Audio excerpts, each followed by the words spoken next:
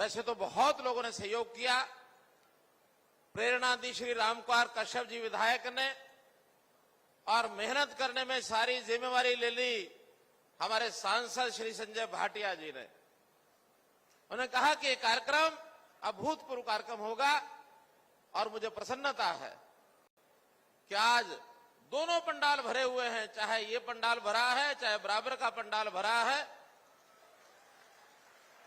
इतनी बड़ी संख्या में मुझे लगता है कश्यप समाज शायद ही पहले इकट्ठा हुआ हो।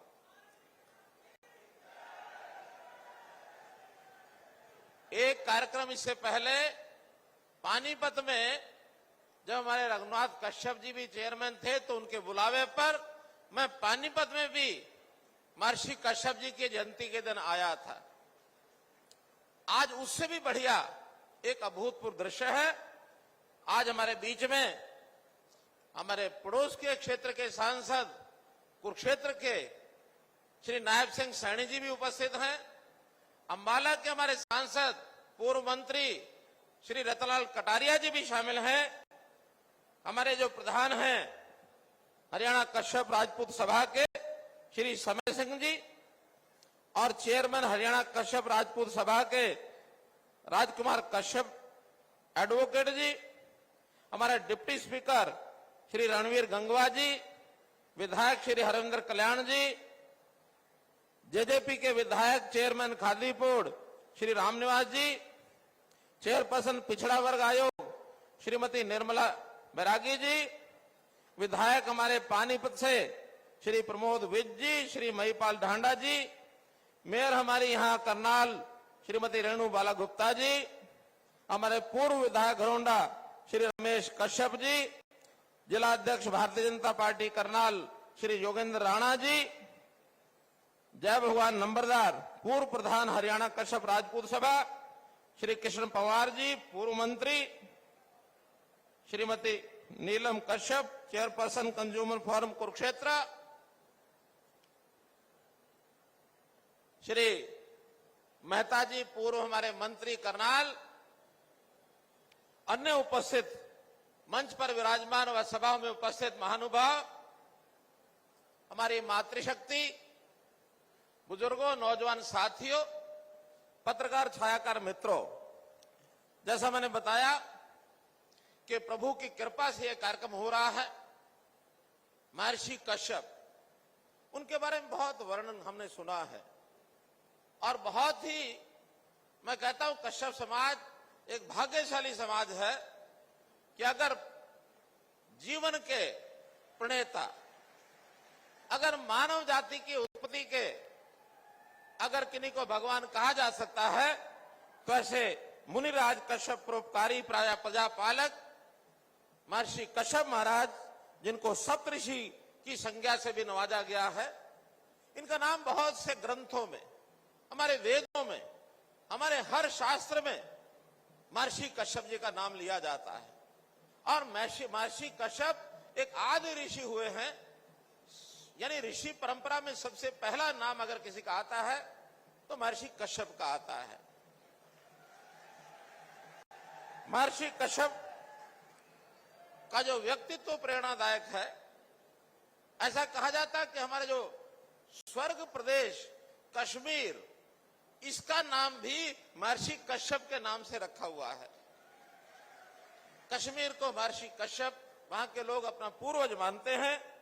और जब महर्षि कश्यप का युग या उनकी नीति पर चलने वाले जितने भी आगे महानुभाव हुए हैं, सभी बहुत ही नीति प्रेरक, नीति के ऊपर चलने वाले, धर्म आधारित समाज जीवन चलने वाले, हमेशा उनके आदर्श जीवन को याद रखा जाएगा। कश्यप समाज का जो इतिहास है वो भी बहुत गौरवपूर्ण है। हमको मालूम है कि भगवान रामचंद्र जी जब वनवास के लिए गए थे, तो उनको रास्ते में आश्रय देने वाले राजा निषाद भी कश्यप समाज से संबंध रखते थे। प्रभु रामचंद्र जी का सीधा संबंध है। यहां तक के भगत प्रहलाद के बारे में हमने सुना है, कश्यप समाज से संबंध रखते थे। और एक बात शायद जानकारी आपको है कि नहीं है, गुरु गोविंद सिंह जी ने जब पंच प्यारे सजाए थे, तो जो पंच प्यारे 5 देश भर के 5 लोगों को उन्होंने अपने पास बुला करके और जो खालसा पंथ की नींव रखी थी उसमें एक जिनका नाम भाई हिम्मत सिंह कश्यप था, वो 5 प्यारे में से एक थे।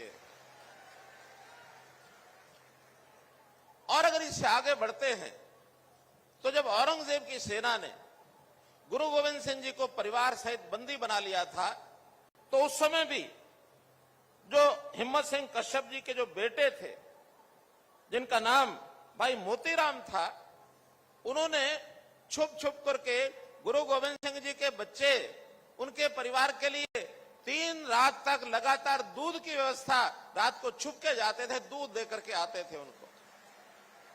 और जो अत्याचारी, निर्मयी, निर्दयी जब पता लगा औरंगजेब को, तो औरंगजेब ने भाई मोतीराम को बंदी बनाया और बंदी बना करके उसको कोहलू में पिड़वा दिया। ये जो गन्ने का कोहलू होता है इसके अंदर पिड़वा दिया। इस प्रकार के शहादत देने वाले, बलिदान देने वाले, और भाई मोतीराम वो भी कश्यप समाज से थे। हमारा कश्यप समाज बहुत वीर है, साहसी है और अपने आप पर आत्मनिर्भर बनने के लिए, जिसको कहना चाहिए कि वो अपने पैरों पर खड़ा होने के लिए हमेशा, जिसको कहते हैं कमेरा वर्ग से संबंध रखता है, कभी अपने स्वाभिमान को गिरने नहीं देता, स्वाभिमानी है, हमेशा डट करके खड़ा रहता है। ऐसे कश्यप समाज का इतिहास ये हमको बताता है। भाइयों बहनों, जब ये विषय आया कि कश्यप समाज की मांग है कि आप जो है हमारे कार्यक्रम में आइए, महर्षि कश्यप की जयंती, तो मैंने उस दिन विचार किया कि मैं केवल कार्यक्रम में नहीं आऊंगा, बल्कि ऐसे व्यक्तित्व, ऐसा भगवान का दर्जा जिनको प्राप्त है, उनकी जयंती हम सरकारी तौर पर मनाएंगे और खर्च भी सरकारी होगा उसमें।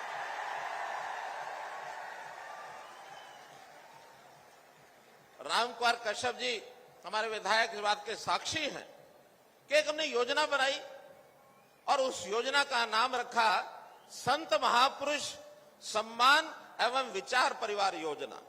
अर्थात ये जो संत महापुरुष होते हैं, ये जीवन को प्रेरणा देने वाले लोग होते हैं और सारे समाज के होते हैं, किसी एक बिरादरी के नहीं होते हैं। फिर भी अलग अलग बिरादरियों ने अपने अपने संतों के, महापुरुषों के, गुरुओं के नाते से कुछ अपनी परंपराएं बनाई हुई हैं। तब उन्होंने कहा कि सभी संतों के, महापुरुषों के जो जन्म जयंतियां हैं उसको हम सरकारी तौर पर मनाएंगे। उसका नाम रखा संत महापुरुष सम्मान एवं विचार परिवार योजना, विचार प्रसार योजना। और इसके नाते से हमने कई हमारे जो जयंतियां हैं, कई शताब्दियां हैं, ये हमने मनाई हैं। हमने महर्षि वाल्मीकि की जयंती ये भी सरकारी तौर पर मनाने का निर्णय लिया है।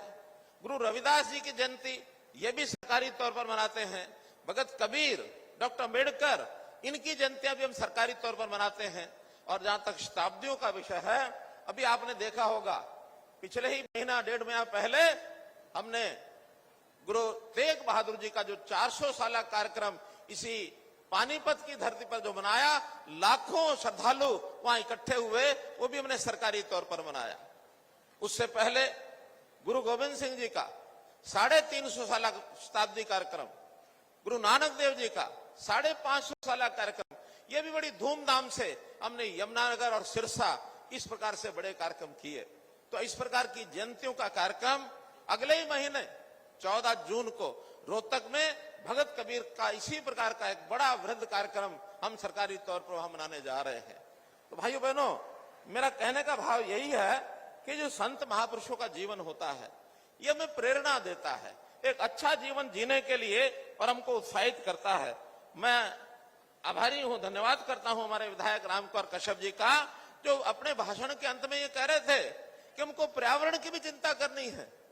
अपने को, हर व्यक्ति को एक पौधा अपने जीवन में लगाना चाहिए। ये बहुत बड़ी बात है। पर्यावरण की चिंता करने वाला ये समाज, मैं आभारी हूं इनका कि इस प्रकार की चिंता करते हैं। राष्ट्रीय जितने भी नेतृत्व हुआ है, राष्ट्रवादी जो व्यक्तित्व हुए हैं, ऐसे सबकी जयंतियों पर कुछ न कुछ विशेष प्रधानमंत्री जी ने आकर्षण हमारा, यानी एक प्रकार से हमारा ध्यान उधर लेके गए। सुभाष चंद्र बोस नेताजी, उनकी जयंती जो हर वर्ष 23 जनवरी को होती है, उन्होंने कहा कि इसको केवल जयंती नहीं बल्कि इसको पराक्रम दिवस, क्योंकि नेताजी सुभाष चंद्र ने बहुत बड़ा पराक्रम किया आजादी के लिए, उसको पराक्रम दिवस मनाएंगे। और जो 26 जनवरी की परेड पहले हमेशा 24 जनवरी से शुरू होती थी, 24-25 तैयारी करते थे, 26 जनवरी को जो है उसका हम यात्रा निकालते थे अपनी गणतंत्र दिवस की। अब उन्होंने कहा कि नहीं, 24 नहीं, ये कार्यक्रम हमारा जो है इस 23 जनवरी नेताजी सुभाष चंद्र बोस की जो जयंती होती है 23 जनवरी से शुरू होगा। अब इसका मतलब 23 जनवरी से 26 जनवरी देश की स्वतंत्रता के नाम से, देश के गणतंत्र होने के नाम से इसको भी याद रखा जाएगा। भाइयों बहनों, इसी प्रकार गुरुपुत्रों का, जो गुरु गोविंद सिंह जी के पुत्र, उनका जो शहीदी का दिन है 26 दिसंबर, उसको भी वीर बाल दिवस इस रूप में देश भर में मनाने की बात कही गई कि वीर बालकों के नाम से भी उस दिन को, उनके पराक्रम को, उनके बलिदान को हम याद करेंगे। भाई बहनों, एक विषय, अब आखिर तो समाज के लिए कुछ करने की बात ऐसे महापुरुषों की प्रेरणा से वो भी बहुत जरूरी है। समाज कैसे समरस हो, कैसे खुशहाल हो, कैसे उनके जीवन में शांति आए और कैसे देश के प्रति उनका लगाव उनके मन में जागे, इसके लिए हमारे महापुरुषों ने तो बहुत किया। लेकिन हम अब नरेंद्र मोदी जी के जब से देश में सरकार आई है, इस गरीब समाज के लिए बहुत सी योजनाएं ये हमने बनानी शुरू की है। दुर्भाग्य इस बात का है कि देश की जो 55 साल हमारी आजादी के बाद के शुरुआत के थे, तो जो राजनीतिक दल नारा लगाते थे गरीबी हटाओ, गरीबी हटाओ, वो उस समय तक गरीबी, आज तक वो जहां जहां लगे हुए गरीबी हटा नहीं पाए हैं। और एक विडंबना की बात एक और शुरू हो गई है, एक बड़े नए नेता आ गए हैं अभी, और नए नेता गरीबी हटाने की बजाय उनको कहते हैं आप घर में बैठे रहो, घर में बैठ के खाओ, आपको कुछ करने की जरूरत नहीं है। जबकि हम कहते हैं नहीं, हर परिवार का हम हिसाब किताब रखेंगे और एक एक परिवार का डाटा इकट्ठा करके हर परिवार से एक आदमी को लाएंगे, उसको पढ़ाएंगे, उसकी स्किलिंग, हुनर, इसका विकास करेंगे, उसको रोजगार के लायक बनाएंगे, ताकि रोजगार करके अपने पैरों पर खड़ा होकर के अपने परिवार को पाले। हम जिस पॉलिसी पर चल रहे हैं इसका नाम है स्टैंड अप पॉलिसी, और जो आज का नया नेता उभरा है उसकी पॉलिसी को मैं कहता हूं हमेशा, वो तो कहता सिट डाउन पॉलिसी। हम कहते हैं पैरों पर खड़े होकर के कमाओ, खाओ और परिवार को पालो, स्वाभिमान अपना मत छोड़ो। और वो क्या कहता है, नहीं नहीं कुछ मत करो, बैठे रहो घर में, और बैठे रहो तो मैं तुमको ये दे दूंगा, तुमको ये दे दूंगा, तुमको ये दे दूंगा। इसको मैं कहता हूं सिट डाउन पॉलिसी। अब बताइए, स्टैंड अप पॉलिसी ठीक है कि सिट डाउन पॉलिसी ठीक है? स्टैंड अप पॉलिसी ठीक है, इस हक में जो है वो जरा हाथ खड़े करो। और जिनको लगता है कि सिट डाउन पॉलिसी ठीक है, हम तो घर बैठेंगे, मुफ्त का चाहिए, अगर ये किसी को ठीक लगता तो बताओ। अब ये है अंतर, ये अंतर है। स्वाभिमानी समाज कभी नहीं कहेगा कि मैं मुफ्त का खाऊंगा, वो कहेगा मुझे योग्य बना दो, मुझे पढ़ाई लिखाई करा दो, ट्रेनिंग करा दो, स्किलिंग करा दो, कहीं पॉलिटेक्निक में, कहीं मेडिकल कॉलेज में, कहीं इंजीनियरिंग कॉलेज में अच्छी शिक्षा लेकर के मैं अपने पैरों पर खड़ा हो जाऊं, अपने परिवार की भी चिंता करूंगा, अपने समाज की भी चिंता करूंगा, अपने देश और प्रदेश की भी चिंता करूंगा। हमको समाज ऐसा खड़ा करना है। भाई बहनों, हमने क्या किया इसके लिए? एक ऐसी योजना बनाई है जो शायद ना तो देश में किसी प्रदेश में बनी है, ना ही दुनिया में कहीं बनी है। उस योजना का हमने नाम रखा है परिवार पहचान पत्र। परिवार पहचान पत्र, अंग्रेजी में उसको फैमिली आईडी भी कह सकते हैं। उसमें क्या किया कि हर एक परिवार का डाटा हमने इकट्ठा किया कि इस परिवार में कितने सदस्य हैं, क्या करते हैं, पढ़ते हैं, कमाई काम करते हैं, बेकार हैं, बेरोजगार हैं, महिलाएं घर का कामकाज करती हैं, बुजुर्ग हैं, उनमें कोई बीमार तो नहीं है। ऐसे हर एक परिवार के सदस्य की हमने जानकारी लेकर उसका डाटा तैयार किया और फिर उनकी आय पूछी हमने कि आपकी आय कितनी है। अब आय बताने वालों में उससे किसी ने 50,000 बताई, किसी ने 1 लाख बताई साल की, किसी ने 2 लाख, किसी ने 3 लाख, जितने जिसकी है उसने बताई। ये अलग बात है कि बहुत लोगों के मन में जब लालच आता है तो 5 लाख वाला भी कहता 2 लाख है और 2 लाख वाला भी कहता मेरी 50,000 है। उनको एक लालच मन में आ जाता है कि थोड़ी बताएंगे तो शायद सरकार से कुछ मिल जाएगा। बंधुओं, हमने कुछ देने के लिए इनकम नहीं पूछी है, हमने इसलिए पूछी है कि ये जो कमजोर आदमी है, इसकी पहचान ठीक हो गई तो फिर इनके परिवार का एक सदस्य है, उसको रोजगार के लायक बनाएंगे, ये हमारा काम है और इसलिए हमने आगे बढ़े हैं। अब ये कोई सरकार से देने की बात नहीं है, आखिर तो फिर इसकी वेरिफिकेशन, हमने इनकम वेरिफिकेशन है उसकी जांच कराई और जांच कराने के बाद जो आंकड़े निकल करके आए हैं, उन आंकड़ों में मैं अगर सबके नाम भी बताऊं, सिर्फ मैं कश्यप समाज के बता देता हूं। कश्यप समाज के कुल 6.5 लाख मेंबर हैं, 6,49,000 हैं और कुल उनके परिवार 1,48,000 कुछ 100 हैं। हमारे पास पूरा डाटा परिवार का आ गया है और उस 1,50,000 परिवारों में से 70% परिवार ऐसे हैं, लगभग 1,05,000 परिवार जिनकी आय साल की केवल 1 लाख रुपए से नीचे है, 1 लाख से नीचे है। हमने सबसे पहले चरण में ये जो 1 लाख से नीचे परिवार की आय है, इन सबको सरकार ने अपनी जिम्मेदारी ली है कि इन परिवारों की संख्या 1,80,000 से ऊपर कैसे हो जाए, ये हमने जिम्मेदारी ली है और उसके लिए एक योजना बनाई, मुख्यमंत्री अंत्योदय परिवार उत्थान योजना। अंत्योदय शब्द शायद नया होगा, अंत्योदय का अर्थ होता है जो आखिरी में रह गया है, पायदान की आखिरी सीढ़ी पर है, जिसकी आय आमदन सबसे कम है, 25, 30, 50,000 रुपए कमाने वाले परिवार भी हैं। अब 4,000 रुपया महीना घर के 4 मेंबर तो कैसे गुजारा करेगा, नहीं कर सकता, उसको फिर इधर उधर दाएं बाएं देखना पड़ता है। कुछ सरकारी योजनाएं होती हैं, उसका लाभ वो ले लेता है, फिर भी वो गरीबी गुर्बत में से निकल नहीं पा रहा है। तो हमने सबसे पहले जो 1 लाख से नीचे परिवार हैं, इनके घरों में कौन आदमी काम करने लायक है उसको चिन्हित किया, सरकारी संदेश भेजा, उसको एक जगह बुलाया, हमने मेले लगाए रोजगार के और उन रोजगार के मेलों में उनसे पूछा क्या कर सकते हो। किसी ने कहा मैं गाय भैंस पाल सकता हूं, किसी ने कहा छोटा उद्योग कर सकता हूं, किसी ने कहा मैं दुकान चला सकता हूं। ऐसे तरह तरह के काम लोगों ने बताए हैं।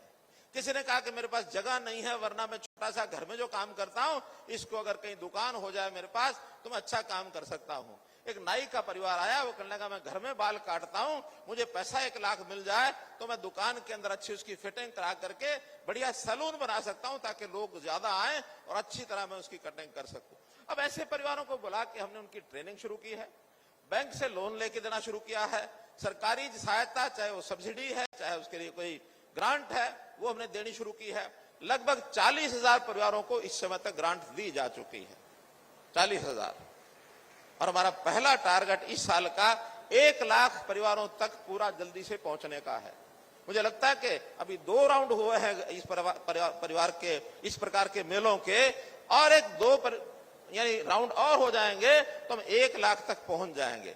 लेकिन अब ये परिवार 7 लाख हैं। जैसे मैंने आपके समाज के 1,05,000 परिवार बताए हैं, हरियाणा के 7 लाख परिवार हैं।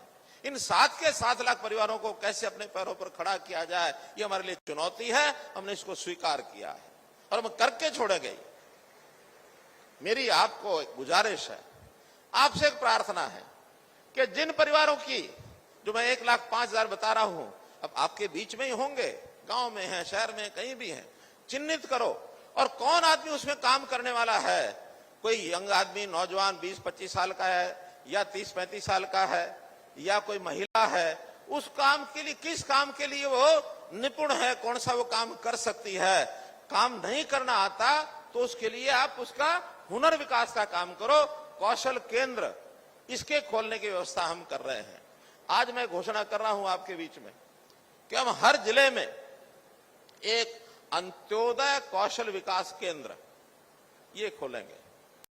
अंत्योदय विकास योजना के अंतर्गत अंत्योदय कौशल विकास केंद्र हर जिले में एक शुरू में खोलेंगे और उसमें जो पढ़ाने वाले आप ही लोगों में से लाएंगे हम, यानी जो लोग अपने हाथ का काम करते हैं। बहुत हुनर है लोगों के हाथ में, ऐसा नहीं है कि हमारे बैकवर्ड क्लास का आदमी तो पहले अपना यानी कारीगर पहले है, वो हाथ का काम करना जानता है, उसके पास समझ बहुत है, तरह तरह के काम करने में निपुण है। हम उन सब लोगों को जो अपने घर में बैठा काम कर रहा है उसका रजिस्ट्रेशन कराएंगे और उनको सैलरी देंगे, उनको पैसा देंगे ताकि उन मोहल्लों के लोगों को पढ़ा सके। उसको हम स्थान देंगे, उसको साधन देंगे।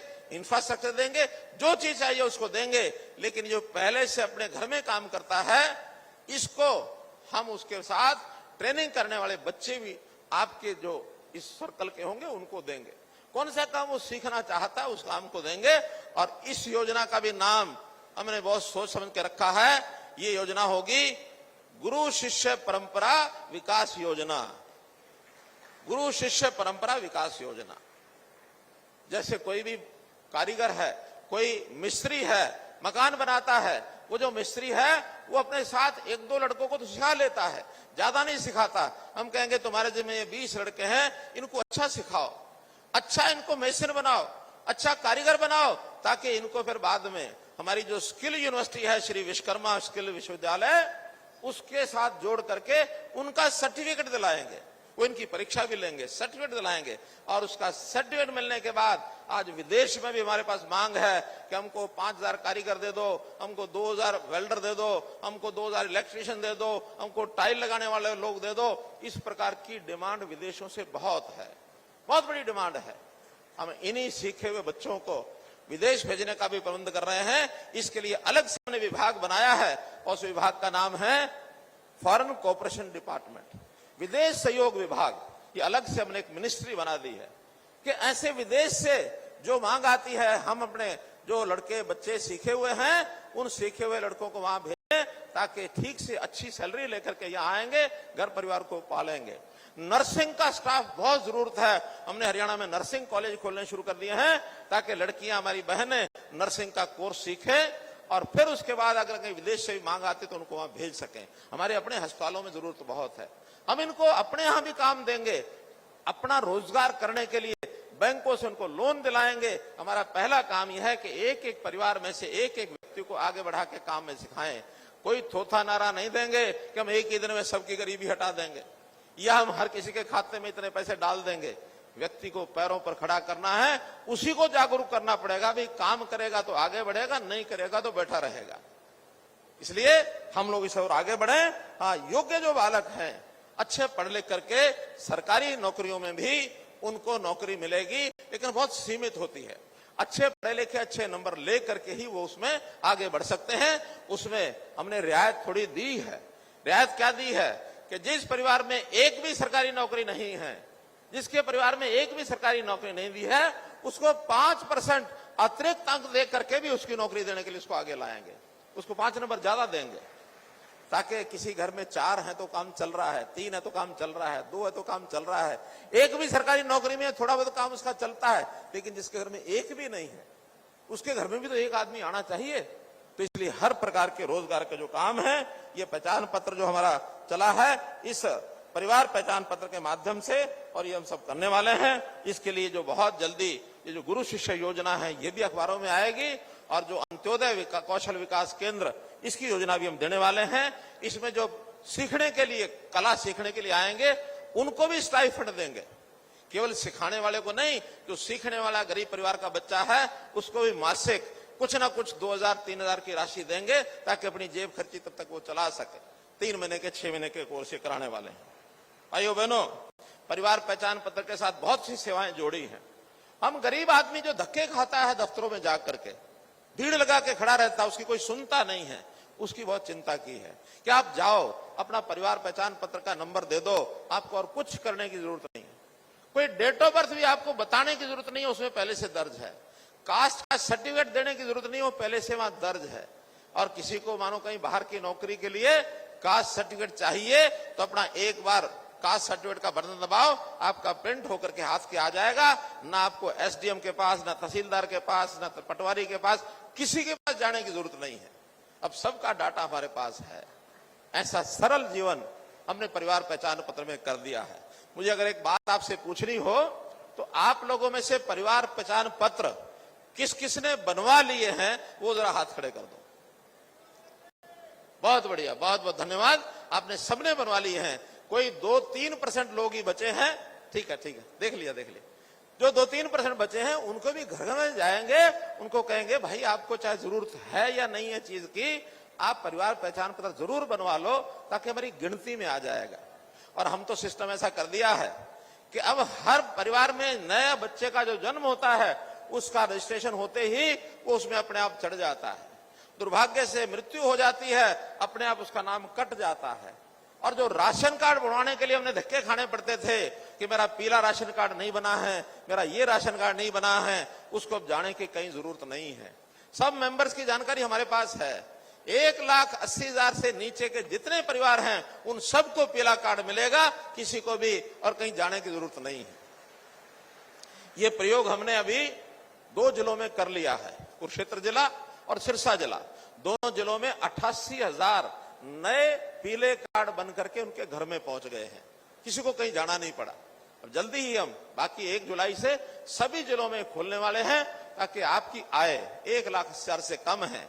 एक बात की अपील मैं फिर करता हूं, अगर 1,80,000 से ऊपर है तो कम ना दिखाएं, यह भी अच्छा नहीं है। कश्यप समाज जैसा व्यक्ति अगर कोई होगा तो वो स्वाभिमानी व्यक्ति जरूर सच बोल करके जिनका 1,80 से नीचे है वही लिखवाएगा, इससे ऊपर का अगर है तो उसको नहीं पीला कार्ड बनवाना चाहिए। वो जो गरीब आदमी है उसका हक ना मारा जाए, इसलिए उसका हक देना है तो अमीर लोगों को अपना अलग से बताना चाहिए, उनको बाकी तरह की और सुविधाएं जो देनी होगी वो दिए जाएंगे। ऐसे ही ओल्ड एज पेंशन, जिस आदमी का 60 वर्ष की आयु हो जाएगी उसके घर में 1 महीना पहले आदमी जाएगा कि बाबा तूने अपना ओल्ड एज पेंशन लेनी है क्या? महिला माता जी तुमने कोई अपनी ओल्ड एज पेंशन लेनी है क्या? वो कहेगी लेनी है, उसके एक साइन कराएंगे, वापस आएंगे और कुछ नहीं पूछना, कोई पूछेंगे नहीं कुछ भी। उसकी आयु हमारे पास है, उसकी आय हमारे पास है, उसका एड्रेस हमारे पास है, उसका बैंक अकाउंट का नंबर हमारे पास है। अगले महीने सीधा जो 2,500 रुपया महीना उसके बैंक खाते में अपने आप चला जाएगा, उसको कहीं धक्के नहीं खाने हैं, ऑटोमेटिक बनेगी। और ये भी हमने बनाए हैं, अभी 23,000 नए ओल्ड एज पेंशन कार्ड इस योजना के अंतर्गत हमें बनाए हैं, हर महीने बनेंगे, इसलिए किसी को कहीं जाने की आवश्यकता नहीं है।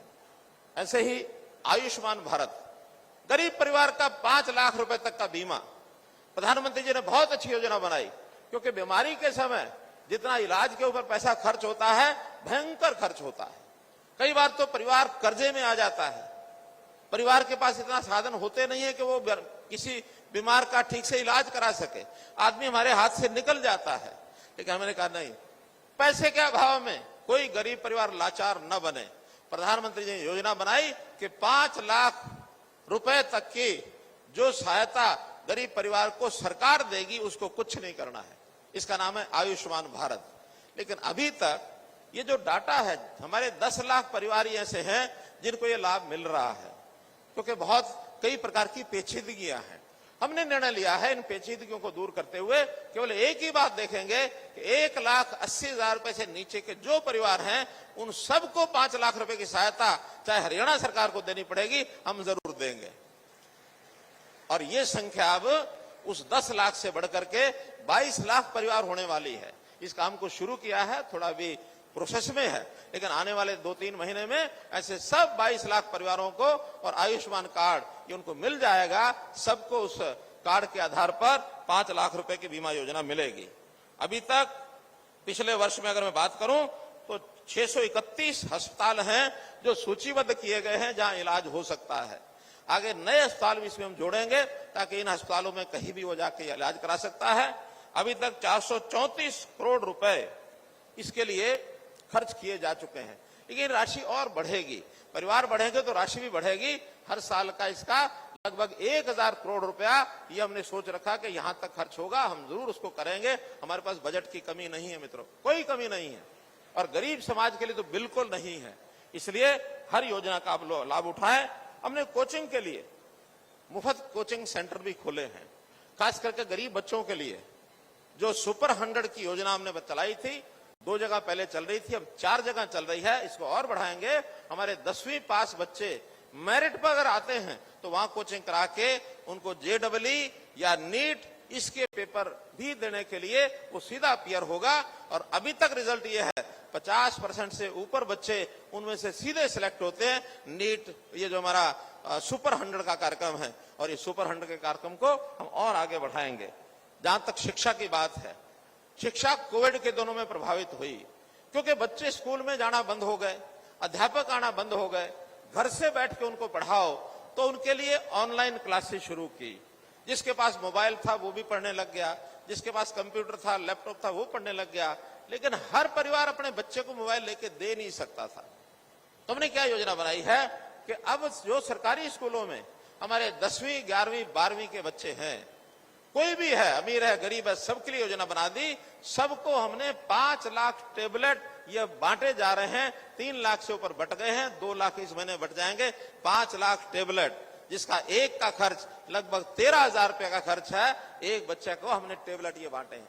ये 650 करोड़ रुपए का खर्च हमने 5 मई को सारे प्रदेश में किया। और हरियाणा पहला राज्य है दुनिया में, किसी जगह इतनी बड़ी संख्या में, ना भारत में ना बाहर, 5 लाख टेबलेट कहीं भी स्कूलों में नहीं बांटे गए हैं। Haryana is the first country, Haryana पहला राज्य है 5 लाख टेबलेट। टेबलेट मतलब कंप्यूटर, छोटा कंप्यूटर। अब बच्चा घर में बैठ के अपने अध्यापक से सारा उसका पाठ्यक्रम कर सकता है।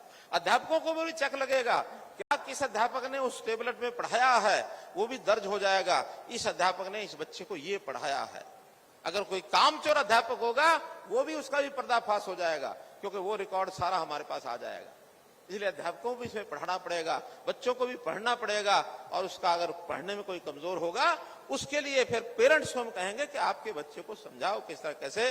अध्यापकों को कहेंगे, लोगों को समझाएंगे कि इन बच्चों को कैसे आगे बढ़ाना है। हम चाहते हैं कि स्कूल की शिक्षा हर एक बच्चे की हो। कोई बच्चा हरियाणा का ऐसा ना हो जो 10वीं या 12वीं तक ना पढ़ा हो। बहुत बच्चे स्कूलों में से निकल जाते हैं, माता पिता निकाल लेते हैं, लेकिन माता पिता को भी हम निकालने नहीं देंगे बच्चों को। उस बच्चे से उसने क्या काम लेना है वो सहायता सरकार करेगी, लेकिन माता पिता को अपने बच्चे को स्कूल से निकालने नहीं देंगे। हर एक बच्चे की पढ़ाई, ये हमारे लिए एक टारगेट हमने रखा है। प्रधानमंत्री जी ने कोविड के दिनों में अन्न बांटने का जो काम, एक योजना बनाई कि मुफ्त राशन, यानी 1 महीने का जो हमें मिलता है वो तो मिलता ही है, उसके अतिरिक्त भी हमें देने की बात की, ताकि कोई गरीब परिवार कोविड के दिनों में उसको तकलीफ ना हो। तो ऐसे जो लाभार्थी हैं, ऐसे जो लोगों को जिनको लाभ मिला है, ऐसे जो जिसको हम बेनिफिशियरी कहते हैं, इन सब लोगों से समय समय पर हम तो मिलते ही रहते हैं। आपको एक जानकारी दे रहा हूं कि अभी 31 मई को, आज से 6 दिन बाद, देश भर के ऐसे सभी लाभार्थियों को किसी योजना का भी लाभ उसको मिल रहा हो, उसको उज्ज्वला योजना में मिल रहा है, उसको प्रधानमंत्री अन्न, ये जो कल्याण अन्न योजना है, गरीब कल्याण अन्न योजना, इसका मिल रहा है, या हमारी तरह तरह की योजनाएं प्रधानमंत्री जी ने जो चलाई हैं, उन सब के लाभार्थियों के साथ 31 मई को स्वयं जगह जगह लोगों को इकट्ठा करके, भले ही हम सबसे तो बात नहीं कर पाएंगे, हरियाणा में से भी 2-3 ऐसे लाभार्थियों से वो बात करेंगे, किसका सौभाग्य मिलता है किसको, उससे वो बात करेंगे, लेकिन देश भर के लोगों से 31 मई को वो बात करने वाले हैं। भाइयों बहनों, हमने पेंशन की भी चिंता की है। देश में सबसे ज्यादा पेंशन जो है वृद्धावस्था अथवा जो हमारे विधवा बहनें उनके लिए, दिव्यांग बंधु उनके लिए 2500 रुपए की योजना ये हमारी सबकी है। अभी हमने घोषणा की है कि जो कैंसर पीड़ित जो हमारे रोगी हैं, वो भी कुछ कर नहीं सकते, उनके लिए भी 2500 रुपया महीने की हमने पेंशन जारी करवाई है। जो हमारे कैंसर से पीड़ित रोगी हैं, ऐसे थैलीसीमिया उनके भी जो रोगी हैं, उनके लिए भी पेंशन हमने जारी कराई है। कोई भी परिवार का व्यक्ति जो कमजोर हो गया, कमा नहीं सकता, कुछ कर नहीं सकता, उसको आर्थिक सहायता देने की हमारी ये योजना है। गरीब परिवार की बेटी की शादी, इसमें भी अभी तक जो 51,000 रुपए था, हमने उस बेटी के लिए 71,000 रुपया शादी के समय ये तय कर दिया है, और शादी के दिन अथवा 7 दिन के अंदर ये पैसा उनको पहुंचेगा। मुख्यमंत्री विवाह शगन योजना ये हमने की है। भाइयों बहनों, एक विषय और मुझे टच करना है कि अभी हरियाणा में चुनाव नगर पालिकाओं के घोषित हो गए हैं, पंचायतों के जल्दी घोषित होने वाले हैं। हमने अपने विधान में, चाहे पंचायतें थी चाहे नगर पालिका थी, इसमें पिछड़ा वर्ग के लिए कुछ आरक्षण हमने घोषित किया था, इसलिए कि कुछ सदस्य आने चाहिए। ताली बजाए नहीं, अभी मेरी बात समझ लें पूरी, ताली बाद में बजाना। तो हमने वो घोषणा की थी, लेकिन कोई आदमी कोर्ट में चला गया और कोर्ट से उस आदमी ने कहा कि इस परसेंटेज को तय करने का आधार क्या है, आधार में कोई एक गिनती होनी चाहिए।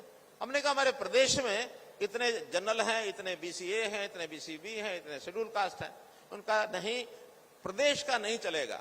जहां चुनाव है, जिस प्रदेश, जिस गांव का है या जिस वार्ड का है, जिस जिले का है, जिस जिला समिति का है, जो इकाई चुनाव आई है उस इकाई का परसेंटेज क्या है, जब तक ये नहीं होगा तय तब तक आप बैकवर्ड को अपना ये रिजर्वेशन नहीं दे सकते। इसलिए हमारे सामने दो ही विकल्प थे। एक विकल्प ये था कि हम इसकी कोई एक बीसी कमीशन अलग से बनाएं और बीसी कमीशन सारे हरियाणा का, हर गांव का, हर वार्ड का, मोहल्ले का, और वो आबादी के हिसाब से परसेंटेज निकाले कि इसमें बैकवर्ड ए कितने हैं, बैकवर्ड बी कितने हैं, एससी कितने हैं, वो निकाले, उसके बाद हम चुनाव कराएं। लेकिन आपको पता है सरकारी कामों में कितना समय लगता है। अगर इसको हम शुरू करते तो कम से कम 2 साल चुनाव नहीं होने वाले थे, 1 साल तो पक्का ही था। हमने फिर तय किया नहीं, अगर ये कहते हैं तो अगली बार का तो इसी हिसाब से कराएंगे जैसा ये कह रहे हैं, लेकिन इस बार का चुनाव हम अपनी पार्टियों में उनको कहेंगे कि हर पार्टी अपने अपने, कौन पार्टी करती है कौन नहीं करती है ये भी कंपटीशन होगा, तो हम अपनी पार्टी से जो आरक्षण दिया है बैकवर्ड क्लास का, पार्टियों में उतने कैंडिडेट जिसका आरक्षण है उसको जरूर खड़ा करेंगे और उनको हम जिताएंगे भी सही। लेकिन सरकारी आंकड़े पे अभी कम से कम 1 साल और लगने वाला है, वो अगले चुनाव में तो लागू हो जाएगा, इस चुनाव में लागू करना नहीं तो 1 साल चुनाव रुक जाते। चुनाव कराना जरूरी है लोकतंत्र में। लोकतंत्र में हमें पहले ही 1-1.5 साल से लेट हो गए हैं, तो इसलिए वो चुनाव सारे इस शर्त को हटा के हम कर रहे हैं। लेकिन पार्टियों को हम अपील कर रहे हैं कि सभी पार्टियां इसको अपनाएं, कम से कम भारतीय जनता पार्टी इसको जरूर अपनाएगी, ये मैं आपको आश्वासन देता हूं। भाइयों बहनों, इसी प्रकार से शिक्षा की बहुत सी सुविधाएं मैंने आपको बताई हैं। डॉक्टर अंबेडकर मेधावी छात्र योजना, जिसमें 10वीं 12वीं से ऊपर 8,000 से लेकर 12,000 रुपए तक उनको जो राशि है वो छात्रवृत्ति के रूप में दी जाती है। और इसी प्रकार से हम हर एक सुविधा जो हमारा गरीब समाज है उसको कैसे आगे दे सकें, हम दिन रात लगे हैं कि उन रोजगार के लिए हम उनको देने का काम करें। भाइयों बहनों, विषय तो मेरे पास बहुत है, लेकिन उन सब के ऊपर मैं लगा रहूंगा तो जो आपकी असली बात है वो रह जाएगी। असली बात कौन सी है? जो हमारे एडवोकेट साहब ने, उन्होंने एक 8 पॉइंट्स जो आपके सामने रखे हैं, तो मैं उनको कह रहा था कि बिंदु तो 8 हैं, लेकिन 8 आज इस समय तो घोषणा करनी शायद संभव नहीं है। कुछ उसमें से कर दूंगा, कुछ उसके अलावा अलग से कर दूंगा, 8 पूरे कर दूंगा, चिंता मत करना। सबसे पहला इन्होंने कहा महर्षि कश्यप जयंती, इसकी छुट्टी की बात है। बात पूरी सुन लो, बात पूरी सुन लो, बात पूरी सुनो, अभी पूरी नहीं हुई है। इन्होंने कहा छुट्टी की बात। अब मैं क्या कह रहा हूं, पानीपत में मैं गया था आज से 3 साल पहले, तो पानीपत में यह विषय आया था कि महर्षि कश्यप की जयंती होती किस दिन है। अब होती किस दिन है, इसमें से विषय निकल करके आया कि वो जिस दिन रामनवमी होती है उस दिन महर्षि कश्यप की जयंती होती है। कुछ लोगों ने कहा कि नहीं, उस दिन नहीं होती है। अब हमने तो ये घोषणा कर रखी है कि अगर राम जयंती के दिन आप मनाते हैं तो हम दोनों नाम से और उस छुट्टी को पक्का कर देंगे। ऐसा नहीं कि एक दिन 2 नामों की छुट्टी हो नहीं सकती। बहुत से उदाहरण हैं। 2 अक्टूबर है, 2 अक्टूबर महात्मा गांधी जी की जन्म जयंती है, लाल बहादुर शास्त्री जी की जयंती है, मदन मोहन मालवीय की जयंती है। 3 जयंती 2 अक्टूबर को पड़ती है।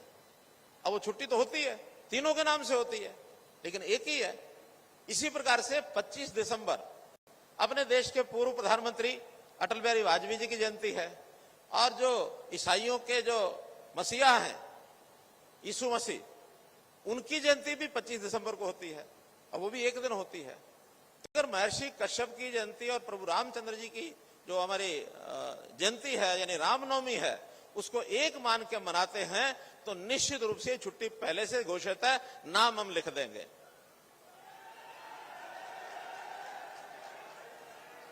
अभी भी स्वर 2 आए हैं, अभी भी स्वर 2 आए हैं।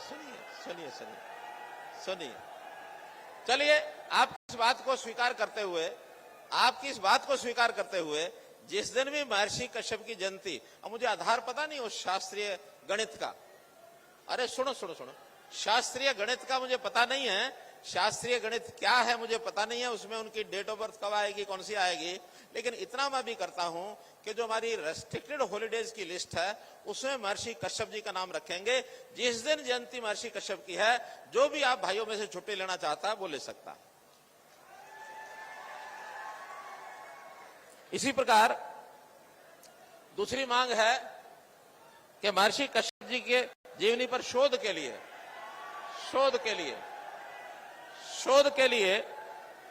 महर्षि कश्यप कुरुक्षेत्र विश्वविद्यालय,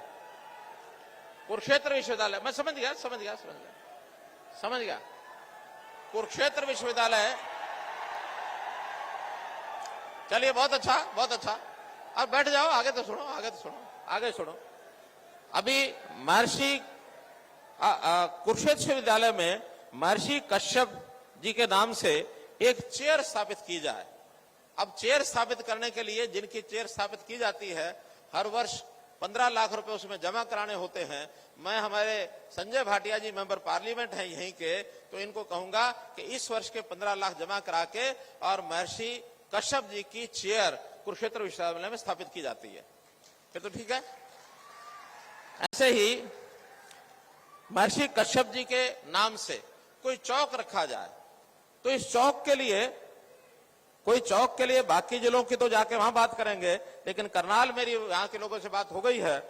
DC colony sector 14 Meerut road, ये जो चौक है, क्रॉसिंग है, इस क्रॉसिंग का नाम महर्षि कश्यप चौक करनाल का ये रखा जाता है।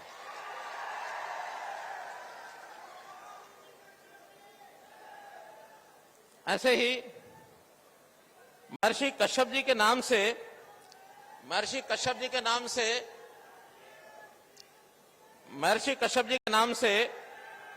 गवर्नमेंट कॉलेज जूंडला, जिस पर लगभग 17 करोड़ रुपए खर्च हो चुके हैं, इस गवर्नमेंट कॉलेज जूंडला का नाम महर्षि कश्यप गवर्नमेंट कॉलेज जूंडला ये रखा जाता है। महर्षि कश्यप जी की जयंती ये हर वर्ष इसी प्रकार से मनाई जाएगी, ये मैं घोषणा करता हूं। अंत्योदय कौशल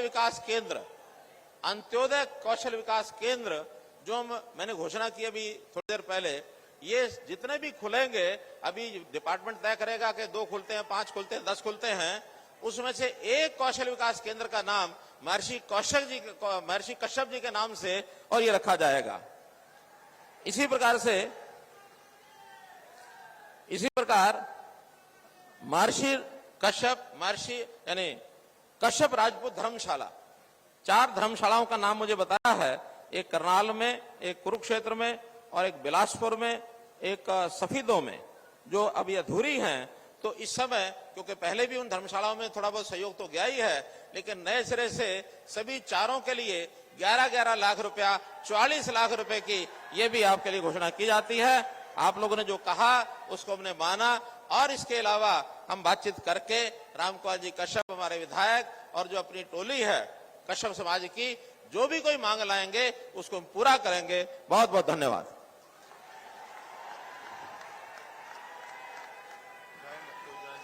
बहुत बहुत आभार। अभी आप सिर्फ 5 मिनट बैठे और तालियां एक बार जोरदार बजाएं। महर्षि कश्यप महाराज की। भाई, अपने कश्यप समाज के बच्चे बच्चियां आए हुए हैं, उनका सम्मान हमारी आंखों के सामने होना चाहिए। सभी बच्चों को ऊपर लेके आओ, स्टेज के ऊपर। 2 मिनट रुको भाई साहब। गुरबख्शीश लाडी जी, चलो नहीं, आप चलोगे, सारे पीछे चलेंगे। 2 मिनट रुको। अपने समाज के बच्चे हैं, इनका सम्मान के लिए मैं माननीय मुख्यमंत्री जी को कहूंगा, जाओ बच्चों, जाओ ऊपर जाओ। और इसके बाद